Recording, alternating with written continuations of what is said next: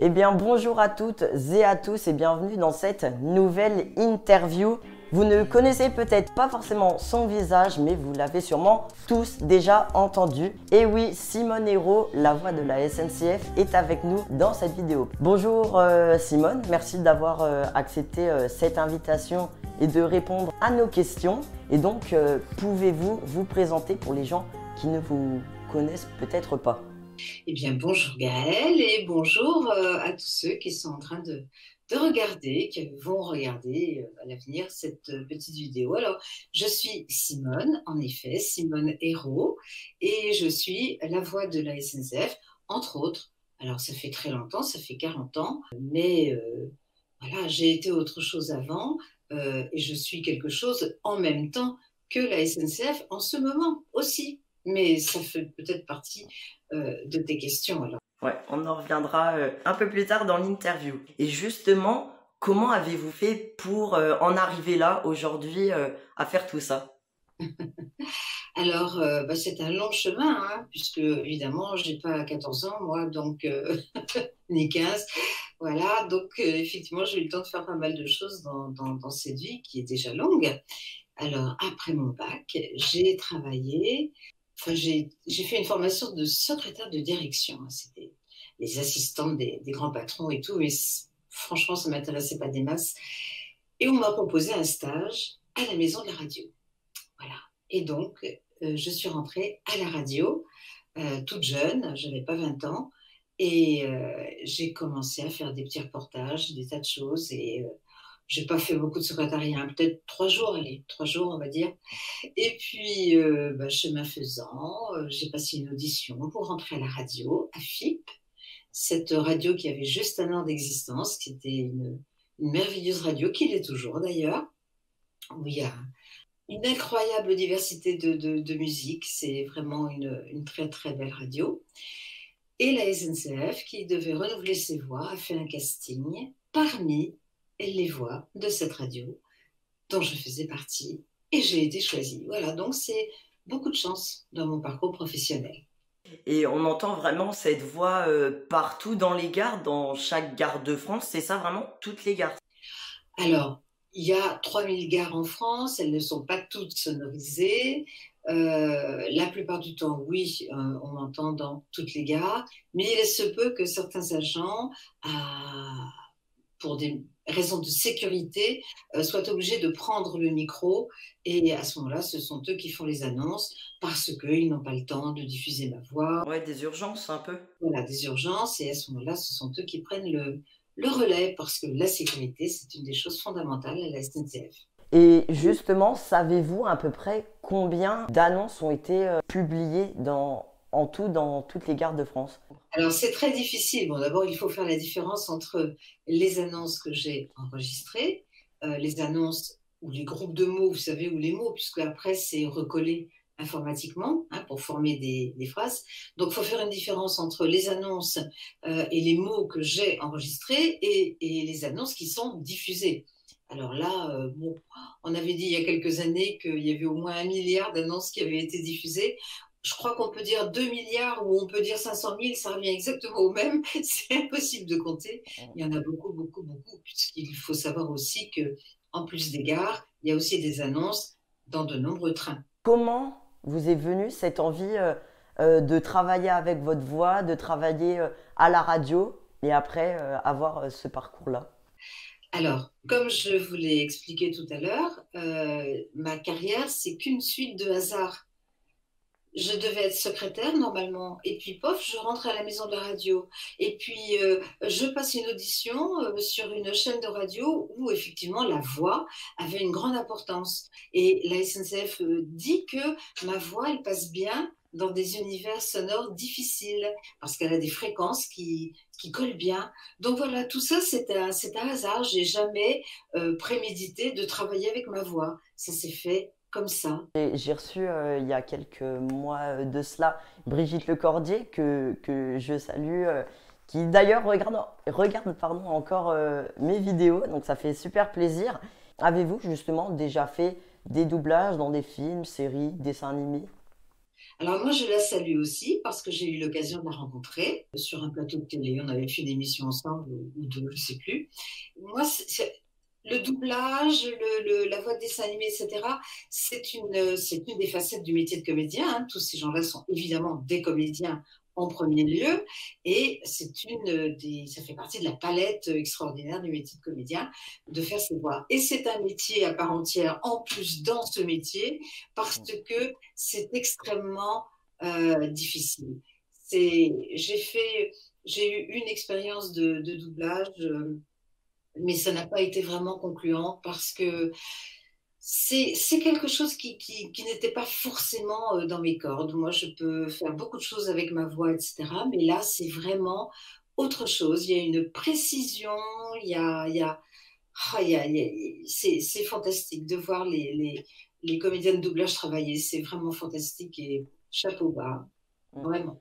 Et justement, vous venez de dire qu'il y a des dizaines et des dizaines de facettes dans ce métier de comédien. Et justement, vous qualifieriez comment? Alors,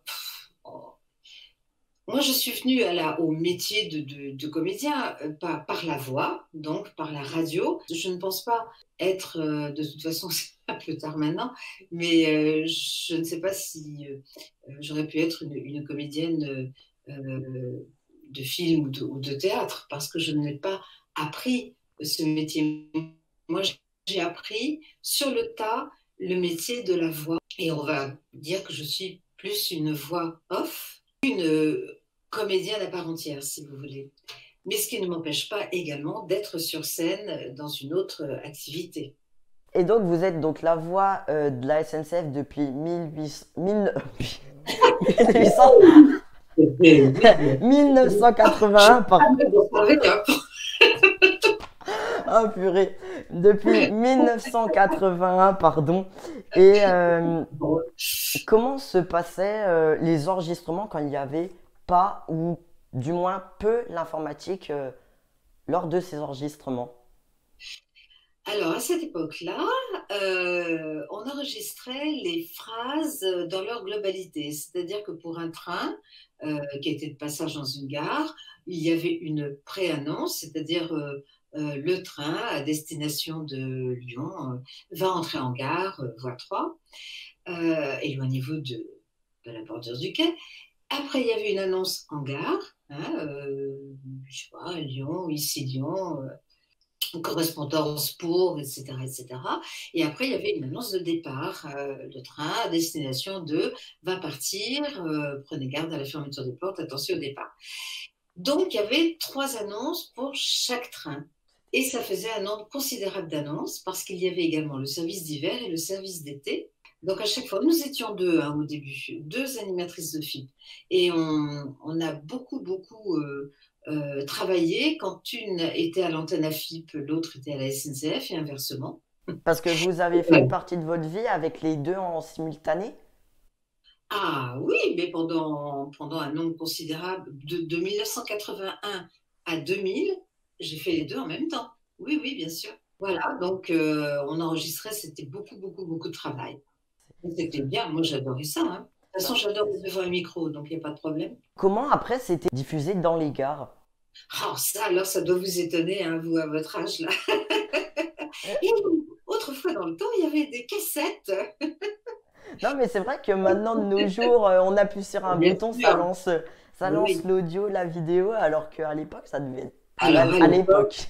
voilà, à l'époque, en C'est relatif. 1880, il y avait des magnétophones hein, qui enregistraient sur des bandes. Alors, et après, il y avait des systèmes différents dans chaque gare. Il n'y avait pas du tout d'unité entre les gares. Il y avait des grosses bandes, des petites cassettes, des grosses cassettes. Enfin, c'était un micmac pas possible.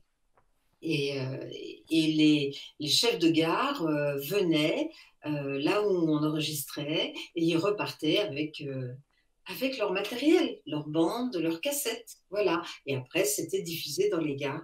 Et après, bah, donc, ça a changé effectivement avec l'informatique. Vous l'avez un peu abordé en début d'interview, que les annonces étaient coupées en plein de petits morceaux. Mais justement, pouvez-vous nous en dire un peu plus sur ces enregistrements maintenant en 2021? Eh bien, j'enregistre depuis donc les années 90, hein, ça fait quand même un bon bout de temps, des mots, des groupes de mots ou des phrases entières. Bon, par exemple, éloignez-vous du bord du quai, ça va être une phrase en entier. En revanche, le TGV numéro 10 984 à destination de Lyon-Pardieu partira voie 3. Ça, c'est le TGV numéro 10 984, je ne sais plus ce que j'ai dit. Même les chiffres, ils étaient composés enfin, ils sont toujours composés de plusieurs chiffres, de plusieurs enregistrements. À destination, et après, il y a de Lyon-Pardieu. Le 2, il est avec la ville. Tout ça, par exemple, pour éviter à destination de Le Mans, par exemple. On dit à destination du Mans. Voilà, donc c'est pour ça que le 2 ou le 2 est collé.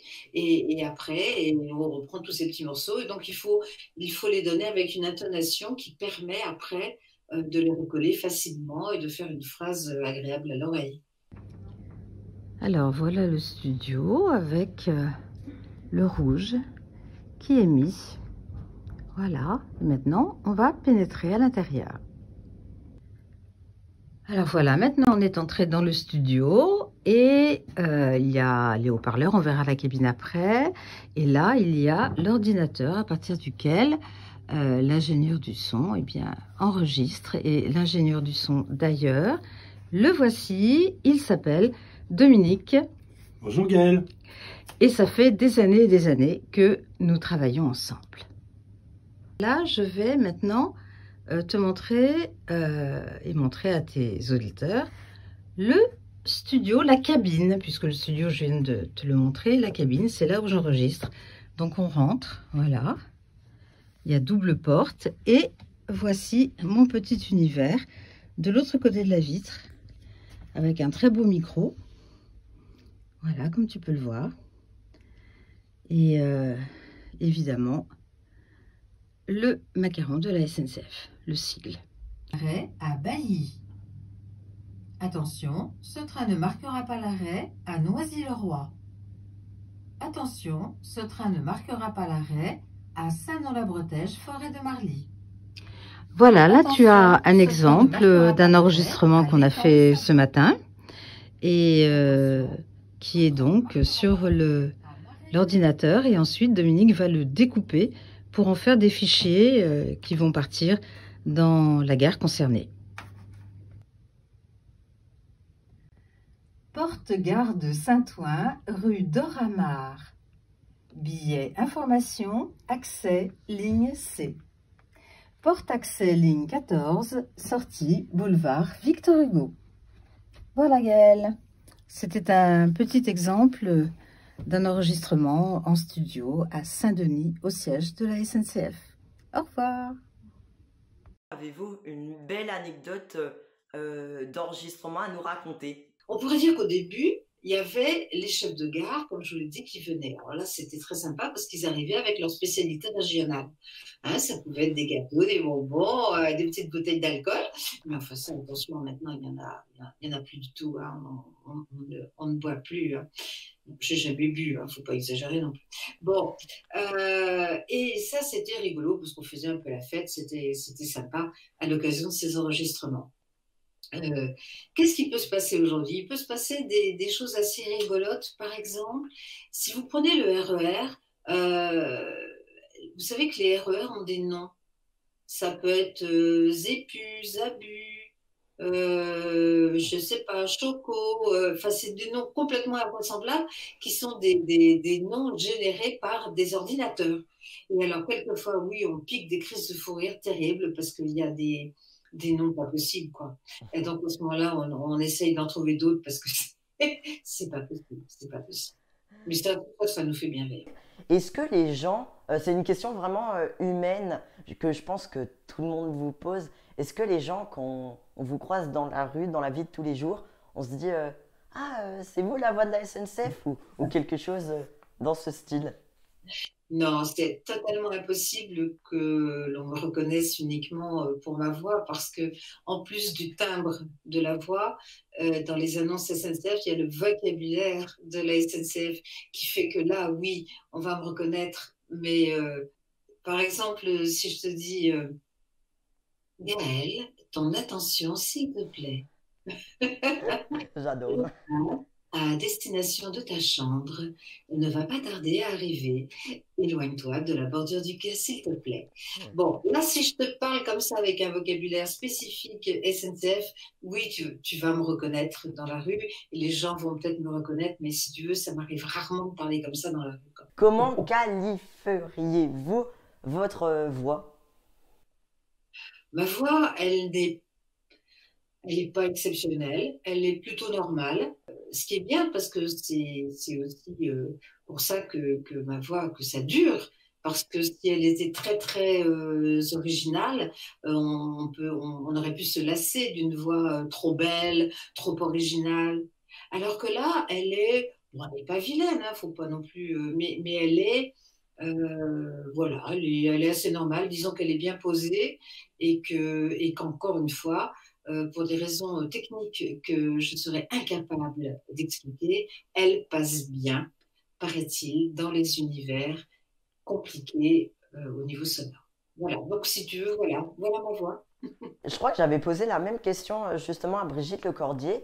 Et pour vous, c'est quoi une bonne voix? Je vais extrapoler un peu. Une bonne voix, pour moi, c'est une voix euh, qui donne des messages auxquels on croit. Il faut que le message soit habité et la voix n'est que le véhicule. Si je te dis j'aime ces fraises, si je pense pas à fraises et si je l'imagine pas, ce fruit, ça me fait venir l'eau à la bouche. Si je dis j'aime les fraises, sans y penser, c'est beaucoup moins percutant. Voilà, moi c'est ce que je pense et d'ailleurs il y a pas mal de quand je disais, on le dit plus maintenant beaucoup sur les quais, enfin, on le dit encore, mais pas de la même manière. La phrase d'origine, c'était éloignez-vous de la bordure du quai, s'il vous plaît. Et quand je le disais, j'y pensais. C'est-à-dire que j'ai dit attention dans ma tête, attention, éloignez-vous parce que ça peut être dangereux, vous risquez de tomber. Et il y a eu une nouvelle d'une écrivaine qui a été écrite sur ce thème-là. À la suite de cette nouvelle-là, il y a eu une jeune femme qui faisait du dessin animé dans une grande école et qui a repris ce thème. C'est-à-dire que je l'ai dit avec empathie pour les gens qui étaient sur le quai. À mon avis, c'est passé quand même dans la voix. Et j'essaie toujours, alors c'est aussi ce que je fais aujourd'hui, j'essaie de faire passer les messages, même si ça peut paraître ridicule à certains de dire éloignez-vous de la bordure du quai en y pensant. Eh ben si. D'accord. Et je suppose que vous aussi, vous prenez assez souvent le train et ça vous fait quoi d'entendre votre voix quand vous prenez le train dans les gares, dans les TGV, TER? Ça m'amuse beaucoup d'entendre ma voix. Je trouve ça rigolo. Je suis fière en silence parce qu'évidemment personne ne le sait quand les gens sont à côté de moi, ils savent pas. Et ce qui m'amuse aussi beaucoup, c'est quand mes amis, les connaissances me disent «Oh, bah, je t'ai entendu aujourd'hui, je t'ai dit bonjour sur le quai, j'ai dit bonjour au haut-parleur.» Voilà, non, c'est rigolo, franchement, c'est extraordinaire, je suis la seule. Et justement, vous avez fondé la compagnie Lire Autrement en 2001.